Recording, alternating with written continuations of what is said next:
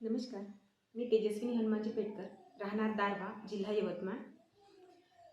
नुकत्याच शिक्षक भरती 2022 मध्ये जे नुकताच फेज 2चा रिझल्ट लागलेला आहे, त्यामध्ये विथ इंटरव्ह्यू मध्ये माझं नाव आलेलं होतं.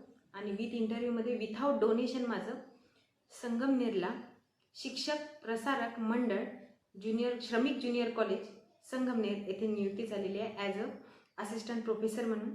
त्या ठिकाणी एकही रुपया घेतले जात नाही.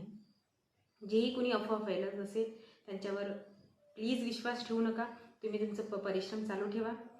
एक दिवस नक्कीच यश मिळणार आहे. मी 2022ला जेव्हा क्लासेस लावले होते, मी ग्रो अकॅडमीचे क्लासेस लावले होते कोंडे सरांचे, आणि त्यांनी मला भरपूर मदत केली. त्यानंतर आता जे झालेली एक्झाम आहे त्यामध्ये पण त्यांचेच क्लासेस लावलेले होते. तर क्लासेसचे सर भरपूर मार्गदर्शन करतात आणि क्लासेसचे खूप फायदे आहेत. सोबतच बाकी जे 4 लोक सांगतात की प्रत्येक ठिकाणी पैसाच घेतला जातो, तर असं काही नाही आहे. तुम्ही तुमची स्किल दाखवा.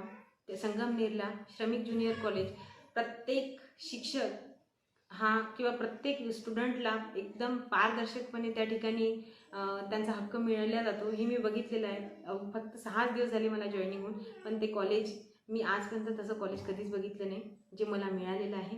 आणि कदाचित अशासारखे भरपूर कॉलेज असतील आपल्या महाराष्ट्रामध्ये ज्या ठिकाणी तुमची निवड होऊ शकते. Thank you sir.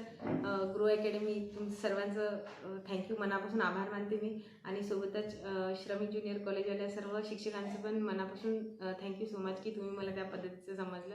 आणि त्या ठिकाणी अत्यंत पारदर्शकपणे तुमचा डेमो क्लास घेतला जातो.